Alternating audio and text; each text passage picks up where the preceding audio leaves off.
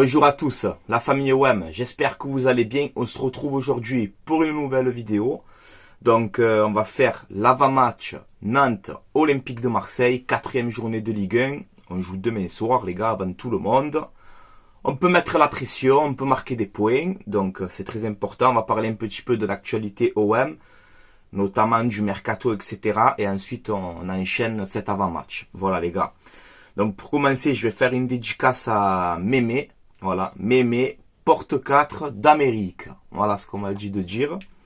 Un supporter de l'OM qui est d'Amérique. Voilà, incroyable. Donc grosse dédicace à toi, Mémé. Voilà, il se reconnaîtra. Ensuite, on va souhaiter un joyeux anniversaire à l'Olympique de Marseille. 124 ans aujourd'hui d'existence, les gars. Incroyable. Donc bon anniversaire à l'Olympique de Marseille. Et je vous aimerai jusqu'à ma mort. Voilà, c'est comme ça. Ensuite, on a une déclaration de Jonathan Klaus qui nous dit « Depuis que je suis arrivé ici, j'ai l'impression qu'il faut se battre contre tout le monde. » Ça veut dire beaucoup de choses, ça. Donc, arbitrage, VAR, Ligue, tu as compris. Voilà, et je suis d'accord avec Jonathan Klaus. Ensuite, on a le 3e maillot de l'Olympique de Marseille. Donc en gros, c'est aux couleurs flammes par rapport à l'OM, etc. Bon, moi je suis pas très fan, personnellement, mais bon, on va le prendre quand même. Et on va le porter demain contre Nantes. Voilà, donc c'est très bien. On verra ce que ça fait sur le terrain quand on va le voir, ce maillot.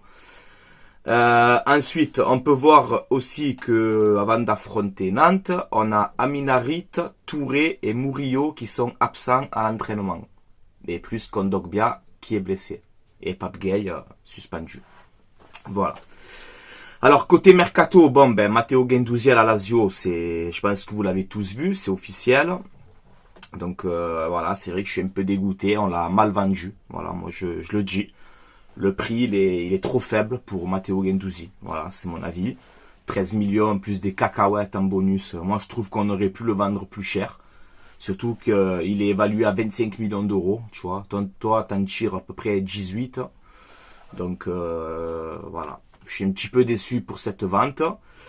Je vais lui souhaiter bonne chance pour sa continuation. Il a jamais triché avec nous, il s'est toujours battu sur le terrain. Oui, il a fait l'erreur contre l'Olympiakos, mais moi sur deux ans, je vais pas retenir que ça de Guendouzi, je vais pas oublier.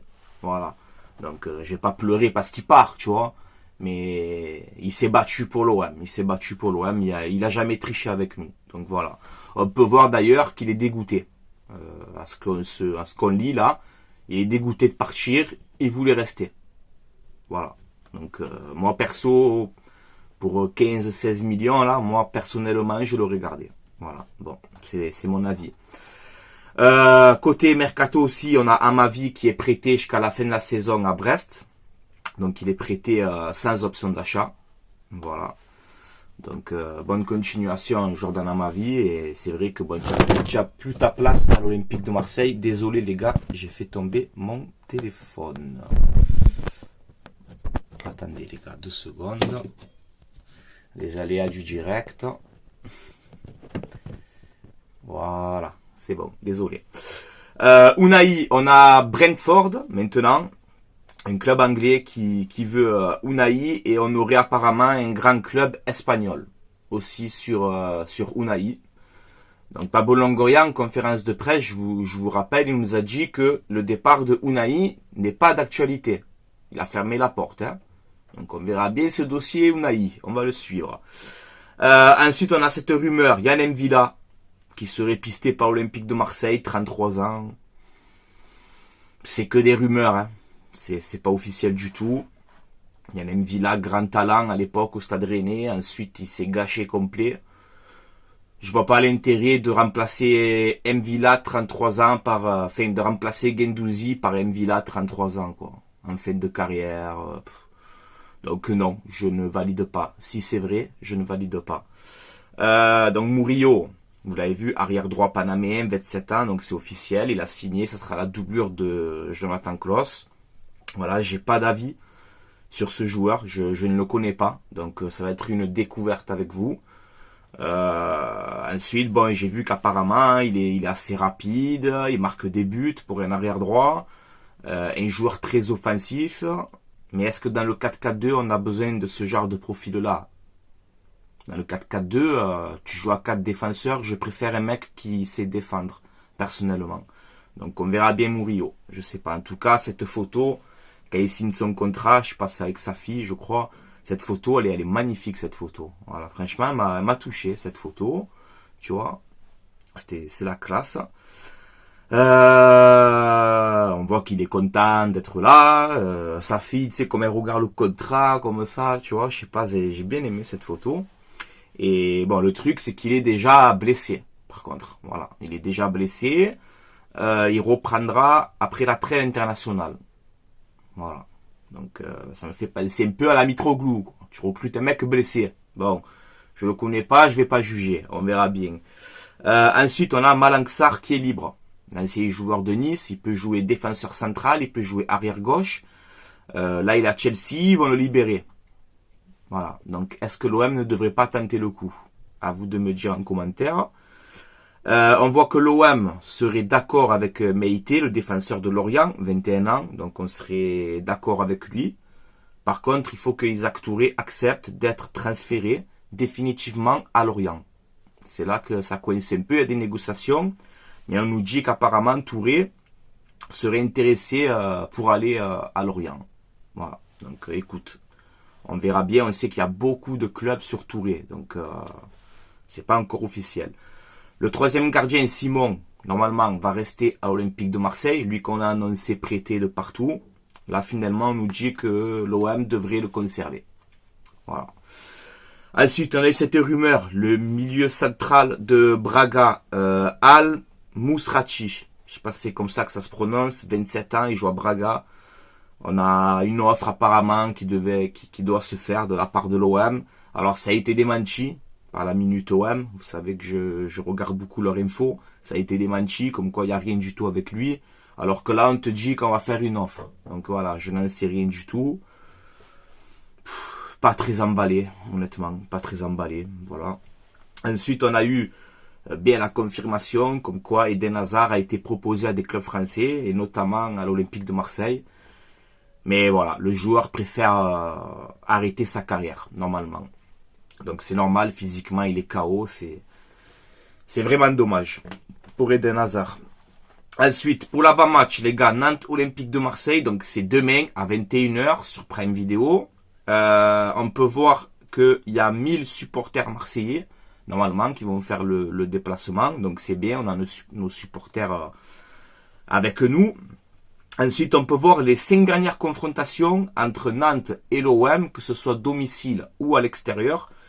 Et on peut voir qu'en 5 matchs, les 5 dernières rencontres entre OM Nantes et Nantes Marseille, c'est en 5 matchs, 4 victoires, 1 nul pour l'OM. C'est-à-dire qu'on perd jamais contre Nantes. Voilà. En 5 fois que tu les rencontres, tu les tapes 4 fois. Donc c'est pas demain qu'on va se faire taper, quoi. Hein, les amis nantais. Donc je veux un OM sérieux. Il faut aller prendre ces 3 points. Hein. Il y a une autre stat aussi que je voulais vous dire. Les 6 derniers matchs de Nantes à domicile contre l'OM, c'est 5 défaites. Voilà. Chaque fois que Nantes, on joue chez eux, quasiment, on les gagne tout le temps. Donc je vois pas pourquoi on va se mettre à stresser demain. Hein, les gars, on va pas stresser. On va prendre ces 3 points. Hein. Je te mets aussi le classement de cette 3e journée. Parce que demain ce sera la 4e journée. Alors on peut voir donc Monaco 7 points, premier, deuxième l'OM 7 points, troisième Reims 6 points, et on peut voir nos amis nantais 16e avec 1 point.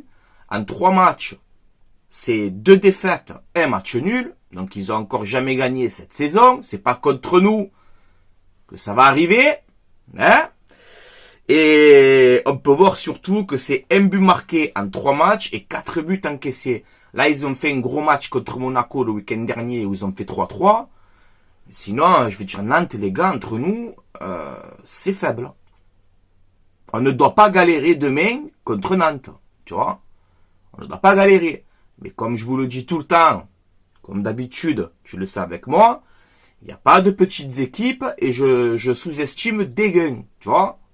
Voilà. Nantes, ils vont être chez eux, ils vont mettre le feu. Ils vont vouloir nous presser haut, gagner devant leurs supporters, tu vois. Donc à nous d'être solides. Ok. La compo de Nantes. Je vais donner mon avis sur les différents profils. Et on peut voir que la compo de Nantes, c'est le 3-4-2-1. C'est la compo de Igor Tudor la saison dernière. Tout simplement. Donc ils ont Alban Lafont qui est blessé. Donc le goal, ça sera Descamps. J'ai pris leur dernière compo du dernier match. Hein. Donc leur défense à 3, c'est Pierre Gabriel, Palois, Castelletto. En piston droit, Marcus Coco. Piston gauche, Quentin Merlin. Un joueur que je voulais à l'OM en doublure de Renan Lodji. Un milieu à 2 avec Chirivella, Douglas. Et une attaque à 3 avec Moses Simon, Bamba et Mostafa Mohamed. Attention à cet avant-centre, Mostafa Mohamed. Je commence à le surveiller, il me plaît parce qu'il se bat, c'est un vrai guerrier en numéro 9, tu vois. Et lui, il va falloir le prendre au marquage d'entrée. Attention aussi, Quentin Merlin sur le côté gauche avec sa bonne patte gauche. Simon Bamba, ça va très très vite. Donc il faut bien les bloquer, il va falloir bien rester au marquage. Chirivella, c'est un bon milieu. Ensuite, on ne doit pas stresser, les gars. Honnêtement, on ne doit pas stresser. Voilà. Donc je vous le dis, attention Mostafa Mohamed, Simon, Bamba. Attention quoi. Voilà, faut rester solide. Ensuite, moi ce que je ferai demain, bon, je reste en 4-4-2 parce que c'est Marcelino, il joue comme ça. Après, des fois, il fait beaucoup de 4-3-3 en deuxième mi-temps aussi. Mais si on fait le 4-4-2, moi, personnellement, je mettrai Paul Lopez dans les buts, Klaus, Mbemba, Gigot, Lodji. Voilà, je ne change pas cette défense.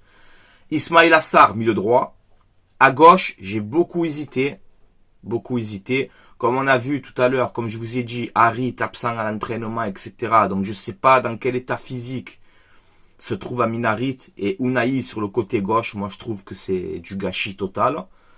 Alors moi je te mets Sarr à droite et Soglo à gauche.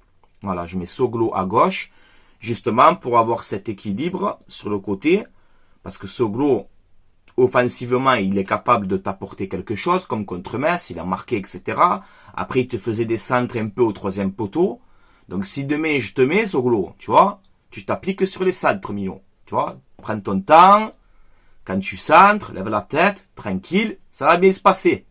Surtout que je te mets deux monstres devant, tu vois. Et voilà, donc je mets Soglo, personnellement. Ensuite, je mets Roger Verretou.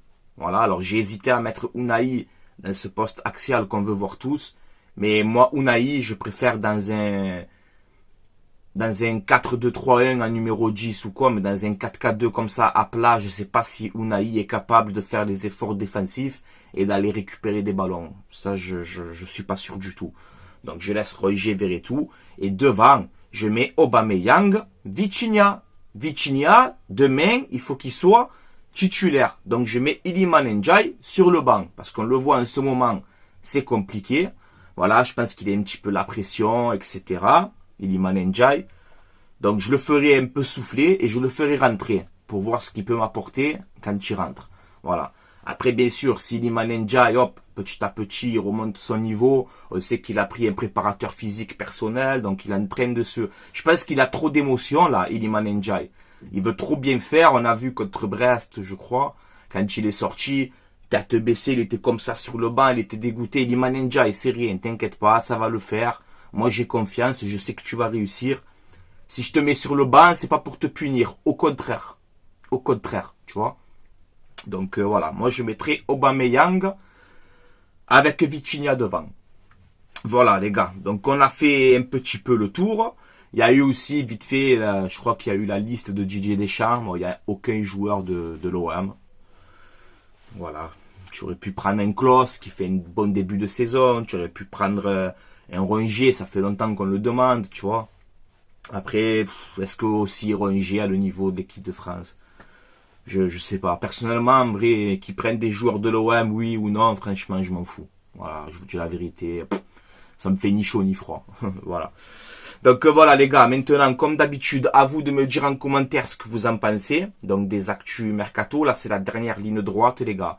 Il faut renforcer encore cette équipe, donc il faut encore des recrues qui nous font franchir un palier, hein, comme d'habitude, tu le sais. Donc à vous de me donner votre avis, et notamment sur l'avant-match, votre 11 que vous aimeriez voir sur le terrain, votre pronostic. Moi mon pronostic, je vais faire ce vieux dicton. Il n'y a pas de surprise, tu vois. Moi, l'important, c'est les 3 points. Ouais, je sais, je suis pas original. Mais je vais pas commencer à dire on va gagner 2, 3-0, si. Non. Moi, j'en sais rien. Moi, tant que je repars demain soir avec les 3 points, je suis content. Pourquoi? Parce qu'on joue vendredi, on joue avant tout le monde. Tu gagnes, tu prends 10 points. Ça te fait 10 points, t'es leader. Tu peux mettre la pression demain. Tu peux mettre la pression. À condition, Monsieur Marcelino, à condition de me garder ce ballon, on joue contre le 16e de Ligue 1, ok? En 5 dernières confrontations, ils nous ont jamais tapé, donc c'est pas demain que ça va arriver. Mais c'est sûr que si on reste bas,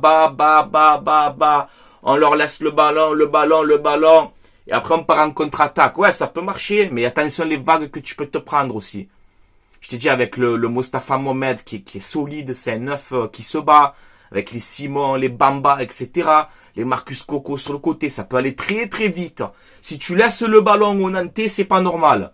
Nantes, ils sont au fond du trou. On doit aller à Nantes, on doit garder ce ballon. On doit jouer en bloc haut. On doit presser tous ensemble. Et on gagne ces 3 points et on rentre à la maison. Enfin, c'est pas compliqué, tu vois. Donc commencez pas. Hein? Et c'est pas vrai les joueurs, parce que c'est le système de l'entraîneur, ça. Que je vois pas en première mi-temps, 60% de possession pour Nantes et 40% pour l'OM, que je me vois pas ça dans tout le match. Ok? Parce que Brest et Reims, t'as pas le ballon, hein? À la fin du match, la possession, elle est pas à toi. Alors que tu es au Vélodrome. C'est pas normal, ça. Donc demain, je vais bien regarder les stats et tout encore une fois. Et je veux un 4-4-2, mais haut. On presse, on va les manger à Nantes. Après, si on leur laisse des espaces, on joue bas, on leur laisse le ballon, Nantes demain, ils vont te taper. Hein. Je te le dis. Hein. Ouais. Alors qu'ils sont 16e, ils sont au fond du trou, et on ne doit pas galérer demain contre Nantes. Voilà. Donc je veux que l'OM domine ses adversaires. On est en Ligue 1. En Ligue 1, avec l'effectif qu'on a, on doit dominer nos adversaires, que ce soit dans les tirs cadrés, dans les frappes, dans la possession, dans les précisions de passe, dans ce que tu veux, dans les corners. On doit dominer nos adversaires. En Ligue 1, on est l'Olympique de Marseille. Voilà. Tu peux pas être plus clair, tu vois. Voilà. Donc en tout cas, voilà, je vais vous laisser là. Allez l'OM, à la vie à la mort, comme d'habitude. On joue avant tout le monde, on doit marquer le pas, on doit montrer que voilà, on va être là cette saison, même si il faut qu'il y ait encore des automatismes avec les joueurs, on le sait, c'est le début, je sais ce qu'on me dit tout le temps. Francky, c'est le début, attends, tu vas voir, attends. Non, là on a la 4e journée, ça y est les gars, on a la 4e journée, on va attendre jusqu'à la 15e journée les gars. On a la 4e journée là. Donc ça y est, moi je veux voir du jeu, je veux voir de l'évolution dans le jeu. Parce qu'on gagne et tout, mais je suis pas content, je me régale pas. Quand je vois les matchs de l'OM, je me régale pas. Demain, j'ai envie de me régaler. J'ai envie de voir des buts. J'ai envie de voir un OM haut, qui presse, qui garde ce ballon. Qu'on est tueur, qu'on arrête aussi de manquer. Il faut faire 30 tirs pour marquer chaque fois. Soyez tueurs demain, les gars. On est supérieur à eux. On doit gagner. Demain, tu gagnes, tu passes premier. Avec 3 points d'avance sur Monaco. C'est important. Vous n'avez pas le droit à l'erreur demain, les gars. Jouez au ballon. Gardez-moi ce ballon. Gardez-moi ce ballon. Voilà. C'est bon? Eh ouais, je me languis demain, les gars. Et demain, avant d'arrêter cette vidéo, demain, les gars, tirage au sort à 13h de l'Europa League. L'OM, chapeau 2.